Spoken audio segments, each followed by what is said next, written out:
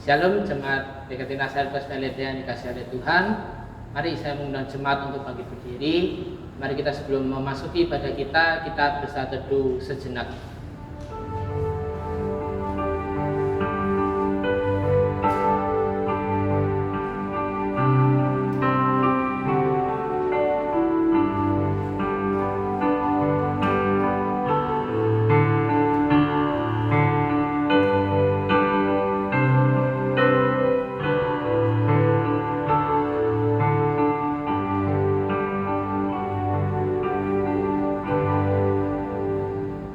Arahkanlah hatimu kepada Tuhan dan beribadahlah kepadanya dengan sikap penyembahan.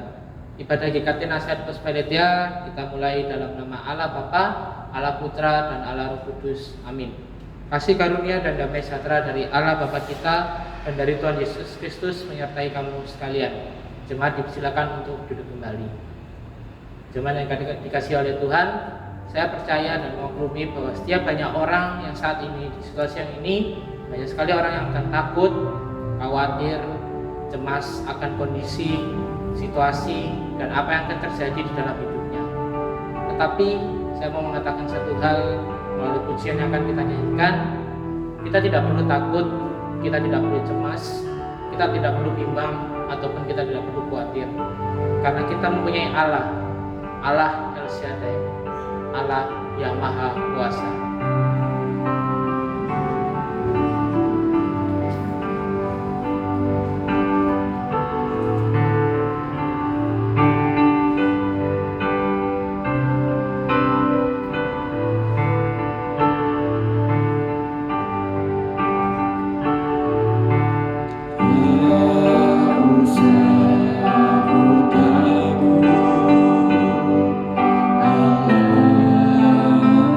Allah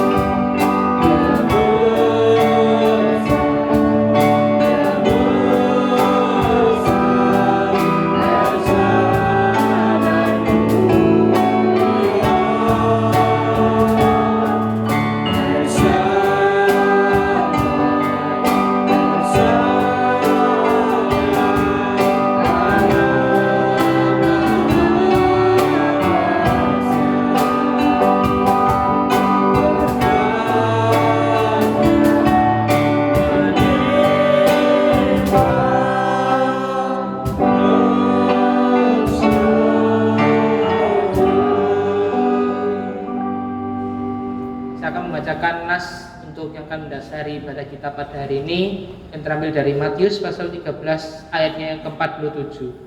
Demikian pula hal kerajaan surga itu seumpama pukat yang dilabuhkan di laut, lalu mengumpulkan berbagai-bagai jenis ikan. Saudara yang dikasihi oleh Tuhan, di setiap gereja pasti ada satu lambang, yaitu lambang salib. Tetapi apakah arti salib itu sebenarnya? Salib menggambarkan kematian Yesus Kristus di Bukit Golgota. Dialah yang menyelamatkan kita semua. Dia rela mati untuk menebus kita dari dosa-dosa yang telah kita perbuat. Kita tidak bisa mungkin seperti ini jika Tuhan Yesus tidak mati di atas kayu salib. Hanya karena salibnya kita bisa menang. Hanya karena salibnya kita bisa terbebas dari dosa.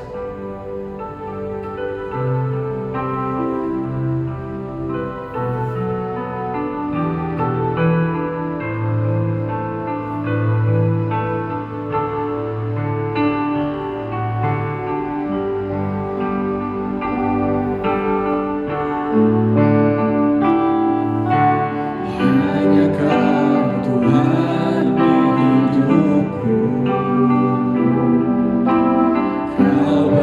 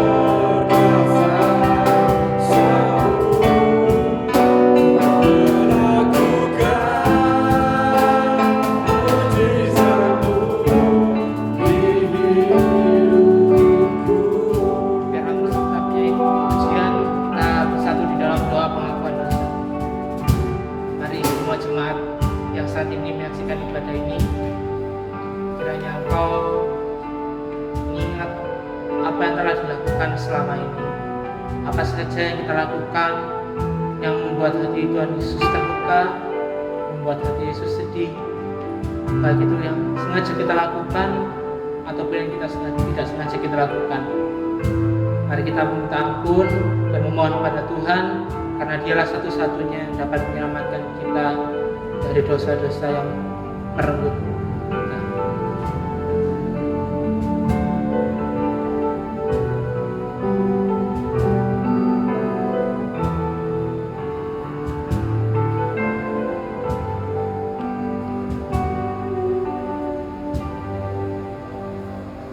Bapa kami yang di surga, terima kasih ya Tuhan, karena kami telah datang di hadirat-Mu pada saat ini.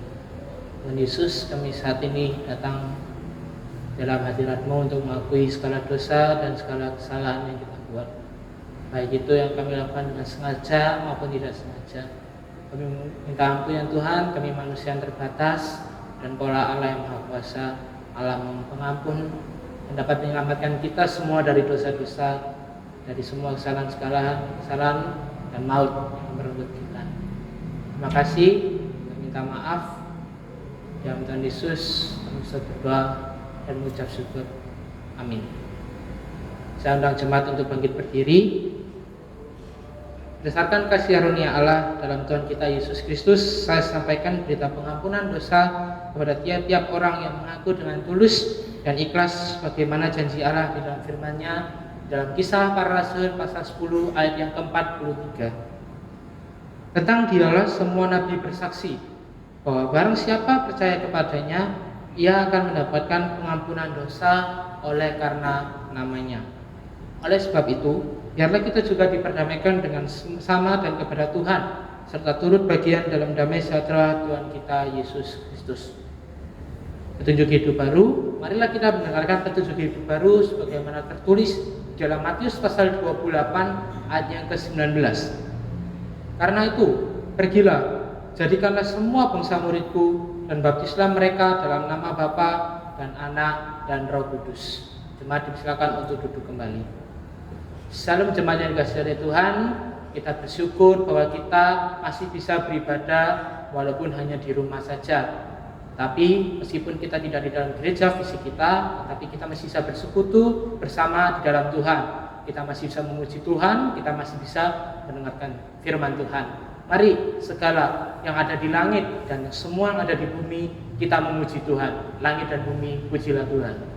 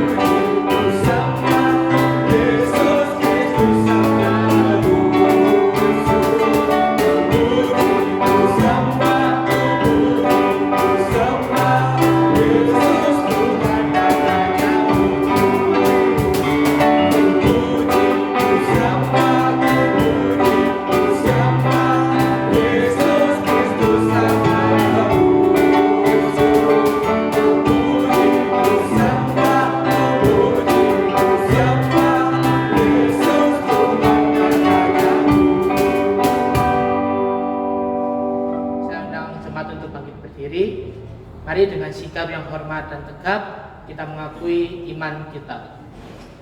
Pengakuan iman rasuli. Aku percaya kepada Allah, Bapa yang Maha Kuasa, Khalik langit dan bumi, dan kepada Yesus Kristus, Anaknya yang tunggal Tuhan kita, yang dikandung dari Roh Kudus, lahir dari anak darah Maria, yang menderita sengsara di bawah pemerintahan Pontius Pilatus, disalibkan, mati dan dikuburkan, turun dalam kerajaan maut. Pada hari yang ketiga, bangkit pula di antara orang mati, naik ke surga, duduk di sebelah kanan Allah, Bapa yang Maha Kuasa. Dan dari sana Ia akan datang untuk menghakimi orang yang hidup dan yang mati. Aku percaya kepada Roh Kudus, gereja yang kudus dan am, persekutuan orang kudus, pengampunan dosa, kebangkitan tubuh, dan hidup yang kekal. Amin. Jemaat disilakan untuk duduk kembali.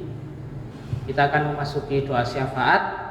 Ada beberapa pokok doa yang kita doakan. Yang pertama, kita berdoa untuk Sekolah Kristen Aletheia yang saat ini telah membuka pendaftaran untuk penerimaan murid baru. Kiranya bahwa Sekolah Kristen Aletheia ini tetap eksis dan tetap berkarya di lingkungan sekitar, dan menjadi sekolah yang membawa nama Kristenan yang baik, supaya juga murid-murid, guru-guru yang mengalami dampak dari COVID-19 ini, supaya tetap kita kuatkan, supaya Tuhan memberkati guru-guru dan seluruh warga sekolah ini.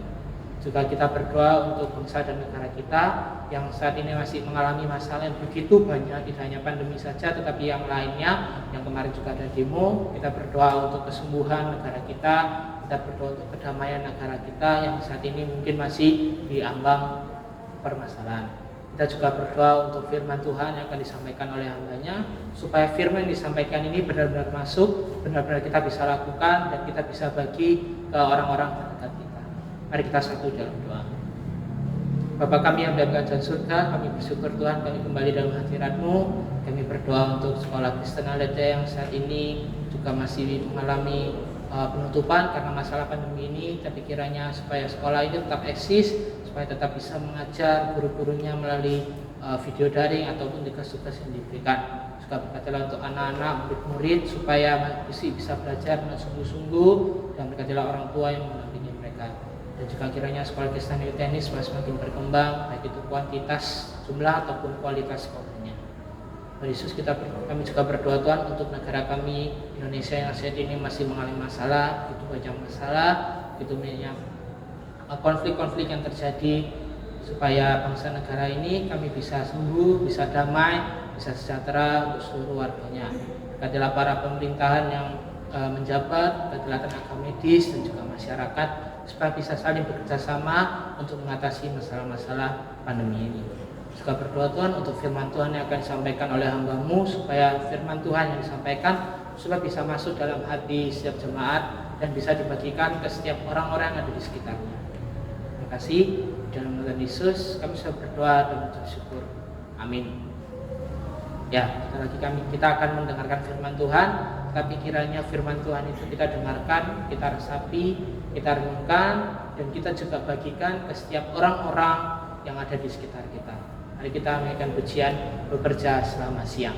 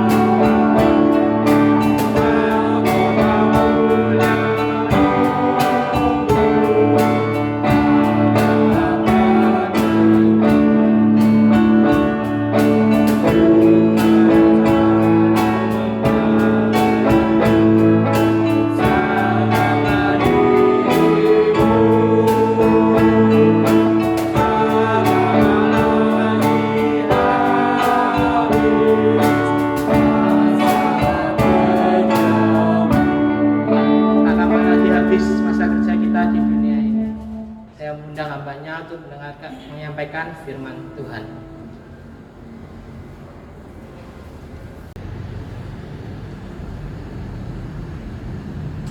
Shalom rekan-rekan yang dikasihi Tuhan. Mari hari ini kita akan kembali dengarkan firman Tuhan. Namun sebelum itu losa aja kita untuk berdoa terlebih dahulu. Kita mohon tuntunan daripada Tuhan. Mari kita berdoa. Tuhan Allah kami di surga, tolonglah kami yang pada hari ini akan belajar firman. Tolonglah kami supaya hati kami dibukakan, telinga kami dibukakan, pikiran kami dibukakan, supaya kami sungguh-sungguh mendengar, kami sungguh-sungguh memahami, terlebih kami sungguh-sungguh melakukannya dalam kehidupan kami sehari-hari. Terima kasih Tuhan, terima kasih. Berkatilah kami, tolonglah kami. Hanya dalam nama Tuhan Yesus kami menyerahkan waktu pembelajaran firman Tuhan hari ini. Amin. Teman-teman dikasih Tuhan, 2 minggu lalu kalau kalian mengikuti ibadah ya, kita sudah belajar sama-sama tentang suatu perumpamaan tentang kerajaan surga di dalam Matius pasal 13. Perumpamaan tentang orang yang menemukan harta yang terpendam dan juga orang yang menemukan mutiara. Nah, hari ini kita akan kembali belajar suatu perumpamaan, yaitu perumpamaan tentang pukat. Losa ajak kita membaca kitab Matius pasal 13. Matius pasal 13 ayat 47 sampai ayat 52. Matius 13 ayat 47 sampai ayat 52. Jika sudah dapat, terus saja kita memperhatikan ayat yang akan kita baca. Matius 13 ayat 47 sampai 52. Beginilah firman Tuhan. Perumpamaan tentang pukat. Demikian pula hal kerajaan sorga itu seumpama pukat yang dilabuhkan di laut, lalu mengumpulkan berbagai-bagai jenis ikan. Setelah selesai, pukat itu pun diseret orang ke pantai, lalu duduklah mereka dan mengumpulkan ikan yang baik ke dalam pasu, dan ikan yang tidak baik mereka buang. Demikianlah juga pada akhir zaman, malaikat-malaikat akan datang memisahkan orang jahat dari orang benar, lalu mencampakkan orang jahat ke dalam dapur api. Di sanalah akan terdapat ratapan dan kertakan gigi. Mengertikah kamu semuanya itu? Mereka menjawab, ya, kami mengerti.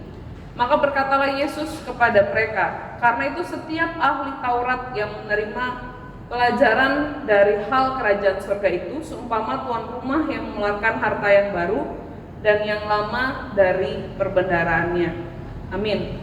Teman-teman, kita 2 minggu lalu belajar tentang hal kerajaan surga, dan hari ini pun kita belajar tentang hal kerajaan surga. Kalau 2 minggu lalu kita belajar hal kerajaan surga itu seumpama ada orang yang menemukan harta di ladang, lalu dia menjual semua yang dia miliki, kemudian dia membeli ladang itu. Kemudian ada juga orang yang menemukan mutiara yang indah, kemudian dia menjual semua hartanya untuk mendapatkan mutiara itu. Dari situ kita belajar apa teman-teman? Bahwa hal kerajaan surga itu mempunyai nilai yang sangat amat berharga atau sangat amat mahal. Nah, orang-orang harus menyadari hal itu. Nah, hari ini Tuhan Yesus kembali kita belajari, Tuhan Yesus kembali memberikan perumpamaan tentang hal kerajaan surga. Tetapi perumpamaan ini tidak berbicara tentang nilai kerajaan surga. Apa yang Tuhan Yesus ungkapkan di pasal yang kita baca, di perikop yang kita baca, ini adalah tentang kerajaan surga, mengajarkan tentang betapa akan ada berbagai respons berbeda terkait dengan kerajaan surga atau hidup kekal itu sendiri.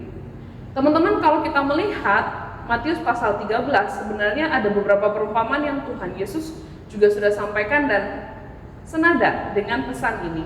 Sebagaimana Tuhan Yesus dikatakan ya di dalam pasal 13 ayat 1 dan seterusnya, itu ada perumpamaan tentang seorang penabur. Kemudian selanjutnya juga perumpamaan tentang lalang dan gandum di ayat 36 dan seterusnya. Nah teman-teman, ketiga perumpamaan ini Tuhan Yesus pakai untuk menggambarkan bahwa kerajaan surga itu nanti akan ada respon-respon yang berbeda terkait dengan kerajaan surga. Akan ada berbagai macam variasi respon. Dan hari ini kita akan belajar satu kebenaran lagi tentang kerajaan surga. Teman-teman, di ayat 47 yang kita baca, di situ dikatakan hal kerajaan surga itu seumpama dengan pukat yang dilabuhkan ke laut lalu mengumpulkan berbagai-bagai jenis ikan. Tuhan Yesus berkata, kerajaan surga itu seperti sebuah pukat yang dibawa di tengah laut gitu ya, dilabuhkan di laut. Nah, teman-teman dikasih Tuhan, kata pukat ini berbeda dengan jala yang seringkali disebutkan dalam Perjanjian Baru. Kalau kita mengingat kisah para murid-murid pertama, waktu itu mereka nelayan, kemudian mereka dipanggil Tuhan Yesus gitu ya. Mereka dipanggil Tuhan Yesus, ada Simon Petrus, Andreas, Yakobus, Yohanes. Ketika mereka dipanggil oleh Tuhan Yesus untuk mau melayani Dia, waktu itu Tuhan Yesus melakukan suatu mujizat terlebih dahulu.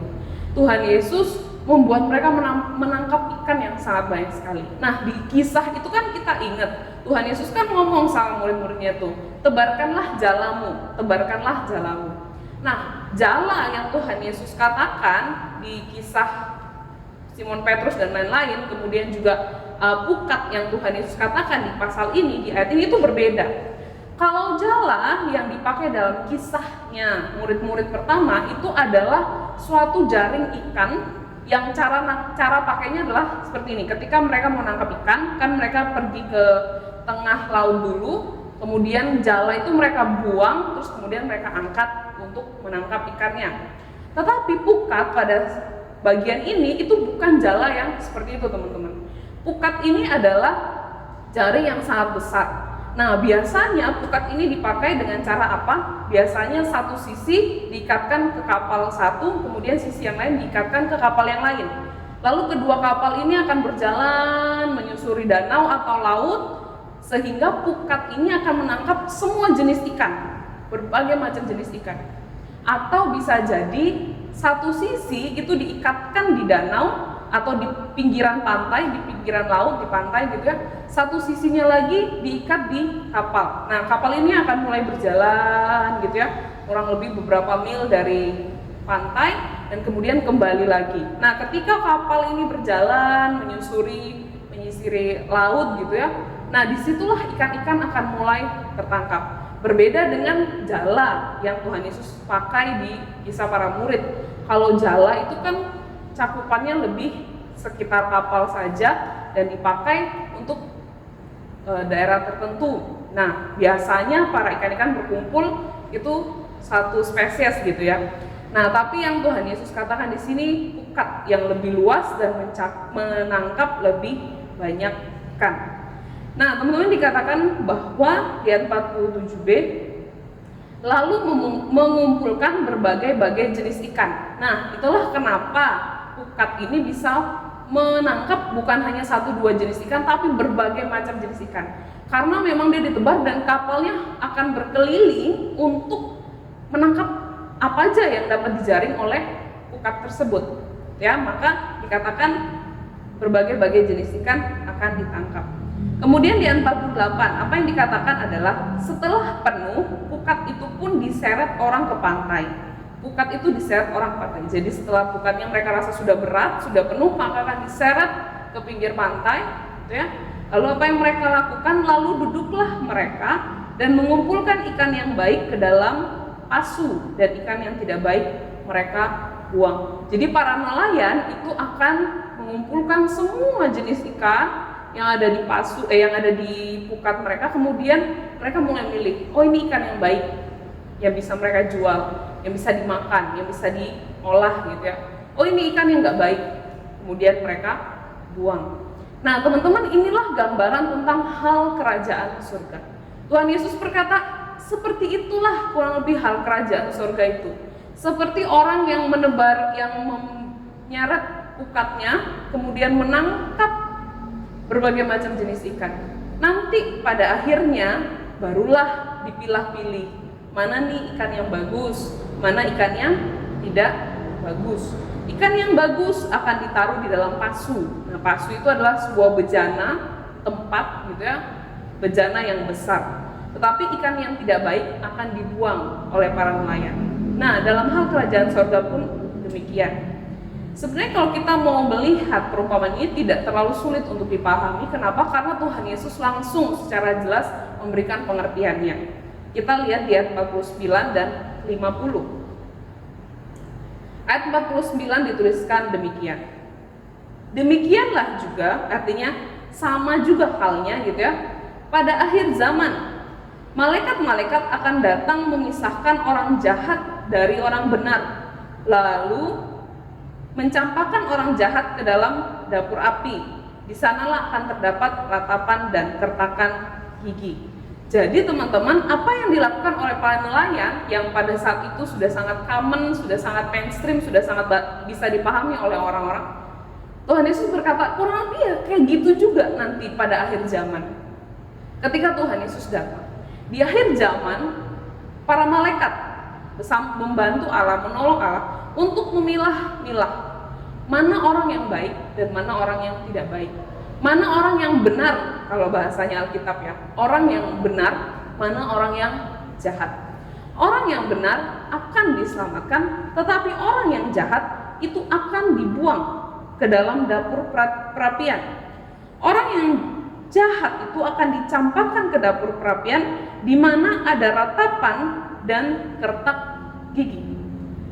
Teman-teman dikasih Tuhan, inilah kenyataan tentang kerajaan sorga yang Tuhan Yesus ajarkan kepada setiap kita, murid-muridnya. Dan kalau kita melihat pengajaran Tuhan Yesus, perumpamaan tentang lalang dan gandum, gitu ya, itu juga sama. Tuhan Yesus berkata bahwa pada masa penuaian itu semua tanaman akan dikumpulkan, tapi nanti akan dipilih yang mana yang lalang, yang mana yang gandum. Yang lalang akan dibakar, diikat dan dibakar, sedangkan gandum akan dikumpulkan di dalam lumbung.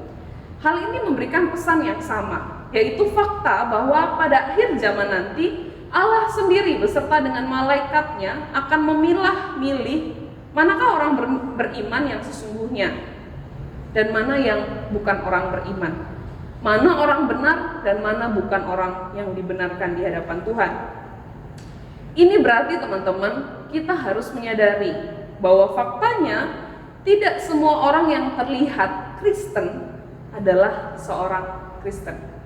Tidak semua orang yang terlihat Kristen adalah orang Kristen atau pengikut Kristus sejati. Pada akhirnya Allah sendiri yang akan menentukan siapa yang sungguh-sungguh beriman kepada Dia. Siapa yang sungguh-sungguh dibenarkan di dalam iman kepada Yesus Kristus. Allah yang dapat melihat hati. Dialah yang akan menentukan, oh ini yang masuk kerajaan surga, dan ini yang akan dicampakkan ke dapur perapian. Nah teman-teman yang dikasihi Tuhan, namun di dalam perumpamaan ini kita tidak boleh melupakan bagian awalnya. Kalau Tuhan Yesus menjelaskan tentang bagaimana akhir zaman itu Tuhan bersama dengan malaikat akan memilah-milih, tetapi kita tidak boleh melupakan perumpamaan bagian awalnya di ayat 47 dan 47 itu ya, dan 48 awal. Di situ dikatakan bahwa pukat harus tetap ditebarkan. Pukat atau jaring untuk menangkap ikan itu harus tetap ditebarkan. Pukat itu akan dibiarkan untuk menangkap berbagai jenis ikan yang dapat ia tangkap. Pukat itu tidak akan pilih-pilih saat ia menangkap ikan di laut atau di danau. Nah teman-teman dikasih Tuhan, hal ini berarti apa? Hal ini berarti bahwa Injil Kerajaan Sorga atau berita keselamatan itu harus kita sebarkan seluas-luasnya. Harus kita sebarkan seluas-luasnya. Kita tidak boleh memilih-milih untuk siapa ini akan saya beritakan. Untuk siapa berita ini layak untuk disampaikan. Ini juga berarti bahwa ada tugas kita sebagai manusia, yaitu menyebarkan seluas-luasnya kabar keselamatan atau Injil itu sendiri. Kabar keselamatan atau Injil itu sendiri. Ketika Tuhan mengajarkan bahwa akan ada pukat yang ditebarkan dan menangkap berbagai macam ikan, Itu berarti Tuhan mengajarkan bahwa sebagai orang Kristen ada tanggung jawab dari kita untuk menyebarkan berita tentang kerajaan sorga itu. Ada juga kita diberikan tanggung jawab untuk menyampaikan kepada banyak orang tentang berita keselamatan atau kerajaan sorga itu. Dan yang penting, bahwa sebagaimana pukat itu menangkap berbagai jenis ikan, maka Injil pun harus kita beritakan kepada siapapun di dalam hidup kita. Teman-teman yang dikasihi Tuhan, orang Kristen Reform meyakini bahwa keselamatan telah ditentukan oleh Tuhan di dalam kekekalan, atau bahasa teologinya kita meyakini yang namanya predestinasi, penentuan Allah dari awal. Nah teman-teman, kalau kita meyakini hal ini dengan cara yang salah dan pasif, kemudian kita akan berpikir seperti ini, ya kalau memang Tuhan sudah tentukan dari awal, ya udah, gak usah penginjilan. Kan kalau sudah ditentukan, pasti akan selamat juga. Nah teman-teman, ini pemikiran yang sangat kerdil dan salah, pemikiran yang tidak tepat. Perintah untuk mengabarkan Injil ini sangat-sangat jelas di dalam Alkitab. Bahkan perintah terakhir yang kita sebut amanat agung sebelum Tuhan Yesus naik ke surga, Dia berkata apa? Jadikanlah semua bangsa muridku. Artinya kita harus mengajarkan, menjadikan orang-orang muridnya Kristus. Artinya mengajarkan apa yang Kristus ajarkan, yaitu Injil itu sendiri. Perintah untuk mengabarkan Injil itu bukannya tidak ada di dalam Alkitab. Tuhan tidak pernah berkata bahwa orang Kristen kalau sudah selamat diam, gak usah kabarkan Injil, gak usah beritakan Injil, karena saya sudah memilih. Tuhan tidak pernah berkata seperti itu. Tuhan justru memerintahkan kita, saya, teman-teman semua orang percaya, bukan hanya hamba Tuhan, bukan hanya pendeta, bukan hanya penginjil, tapi semua orang percaya ditugaskan untuk mengabarkan Injil. Di dalam bagian ini, apa yang Tuhan Yesus ingin sampaikan adalah demikian teman-teman.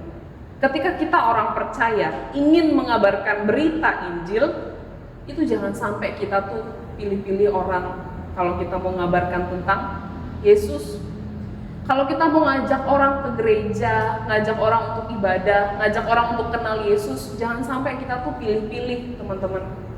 Tapi kita harus mengajak siapa saja yang bisa kita ajak. Seringkali sebagai manusia kita melihat hal-hal yang ada di depan mata. Kita lihat dia orang kaya, kita bilang, oh dia kaya, sebaiknya dia saja yang saya ajak ke gereja. Sebaiknya dia saja yang saya kenalkan Injil. Lumayan kalau ada orang kaya yang datang ke gereja saya.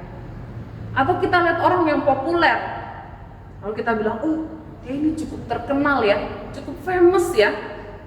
Bagus juga nih kalau saya bisa kabarkan Injil ke dia.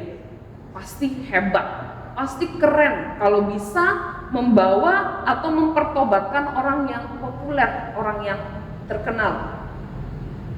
Atau kita memandang paras, wah dia tampan ya, atau dia cantik ya, kepada dia mungkin yang bisa saya beritakan Injil. Atau yang sering juga terjadi adalah suku. Ketika kita melihat, oh dia satu suku, maka saya mau atau semangat memberitakan Injil kepada dia, ya.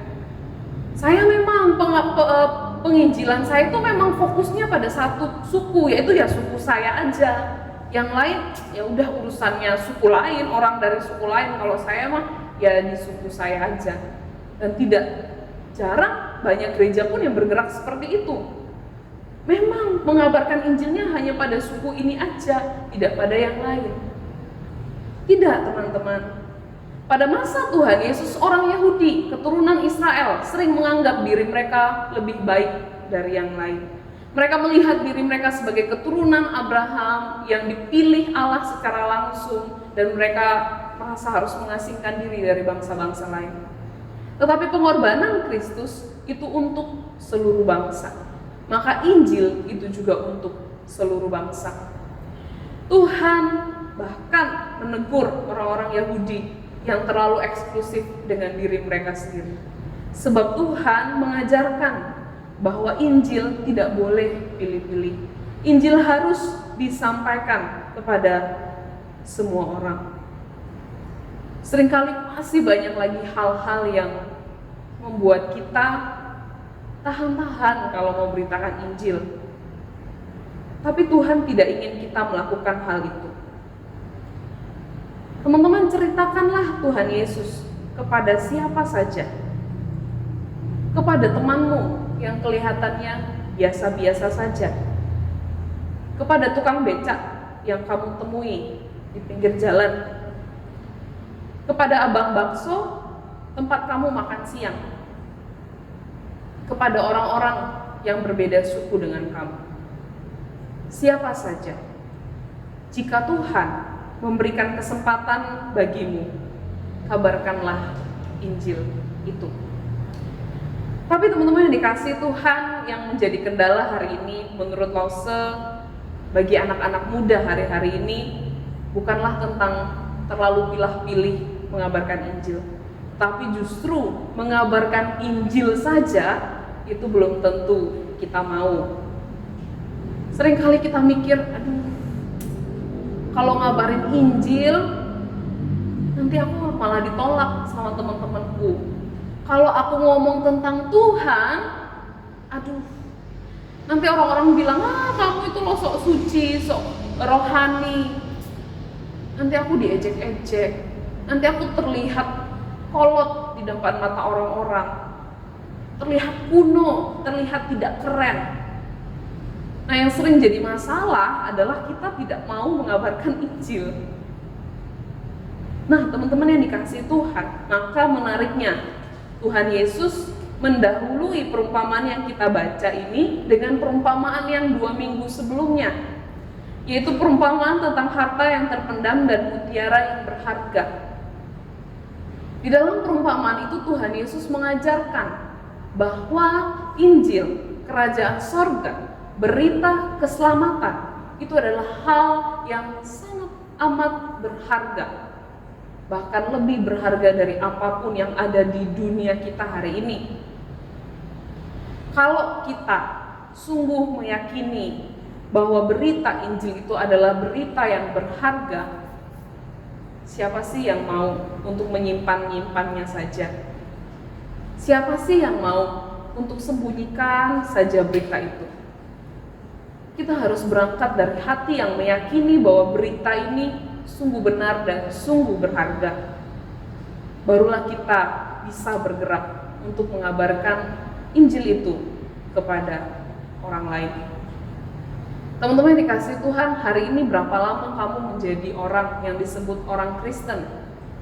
Berapa minggu kamu sudah datang ke gereja dan dengarkan firman Tuhan?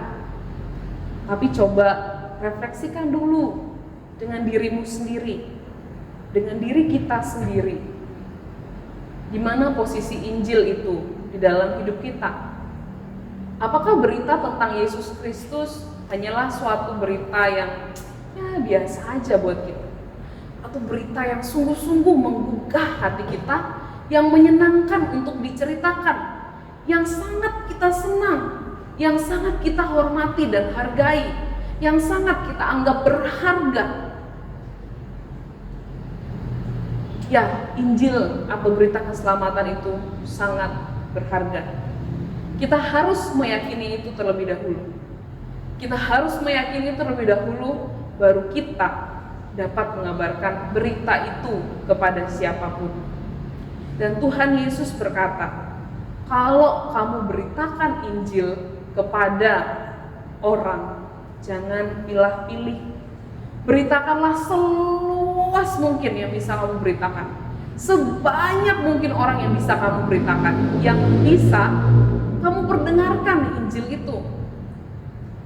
Bawa pukat itu seluas kemanapun, maka akan banyak orang yang akan ditangkap oleh berita itu. Nanti Tuhan di akhir zaman, dialah yang akan memilih siapakah yang sungguh-sungguh dibenarkan di hadapan Tuhan, siapakah yang tidak. Tugas kita adalah mengabarkan berita itu kepada siapapun.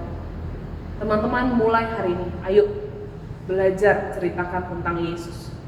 Kalau ada orang tuamu yang belum kenal Yesus, ceritakan kepada dia. Kalau ada saudaramu yang masih belum kenal Yesus, katakan kepada dia. Kalau ada teman mainmu yang masih belum percaya kepada Yesus, kabarkan kepada dia. Tidak perlu pilih-pilih teman-teman, itu tugasnya Tuhan. Kabarkan Injil kemanapun, kepada siapapun. Amin. Mari kita berdoa. Ya Tuhan, tolonglah setiap kami anak-anak muda-Mu, agar kami ya Tuhan boleh melihat betapa berharganya kabar keselamatan yang Engkau berikan kepada kami. Terlebih hati kami digugah, hati kami didorong untuk mau mengabarkan itu kepada sesama kami. Tolonglah kami Tuhan, tolonglah anak-anak muda-Mu. Biarlah kami boleh mengabarkan Injil kepada banyak orang di sekitar kami. Terima kasih Tuhan Yesus, terima kasih. Hanya di dalam nama Tuhan Yesus Kristus kami berdoa. Amin.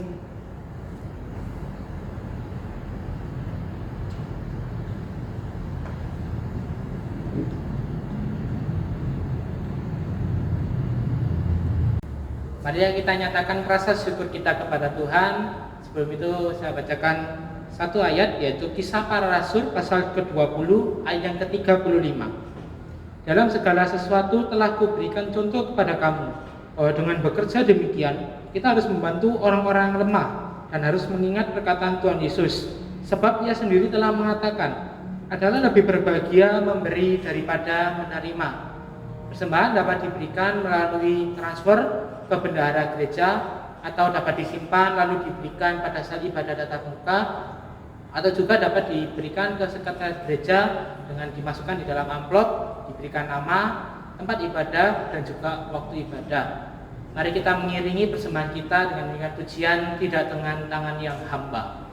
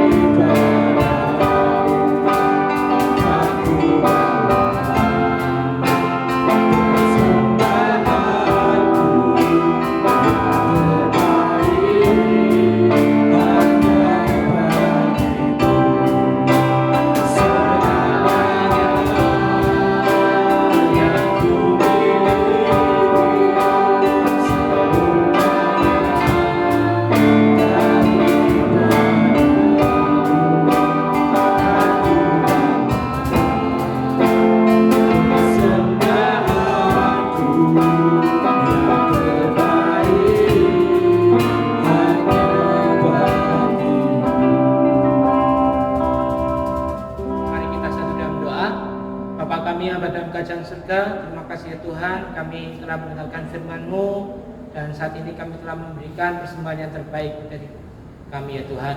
Itu semua adalah milik-Mu ya Tuhan. Pergunakanlah di dalam gereja ini supaya gereja ini bisa semakin berkembang dan bisa membantu banyak orang-orang, jemaat-jemaat yang membutuhkan. Terima kasih, di dalam nama Tuhan Yesus kami sudah berdoa dan mengucap syukur. Amin. Saya undang jemaat untuk bangkit berdiri.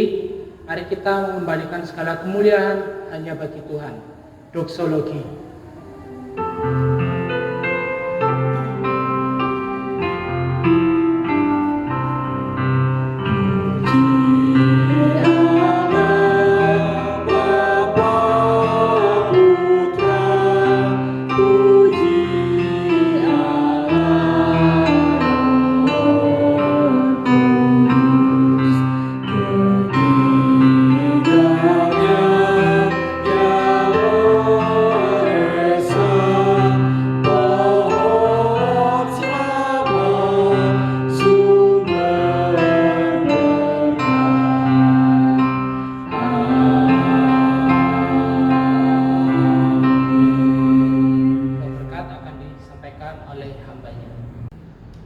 Rekan-rekan yang dikasihi Tuhan, mari lanjutkan kehidupan kita dan terima berkat dari Dia. Tuhan memberkati kita dan melindungi kita. Tuhan menyinari kita dengan wajah-Nya dan memberi kita kasih karunia. Tuhan menghadapkan wajah-Nya kepada kita dan memberi kita damai sejahtera, serta memampukan kita untuk mengabarkan Injil-Nya kepada siapapun yang kita temui, dari hari ini sampai Maranatha. Amin.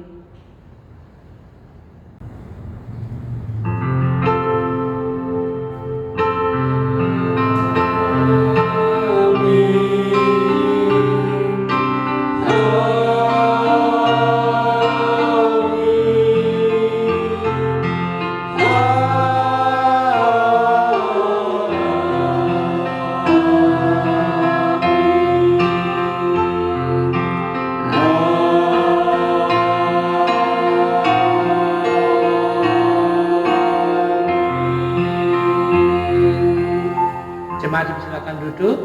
Ibadah telah selesai. Tuhan Yesus memberkati.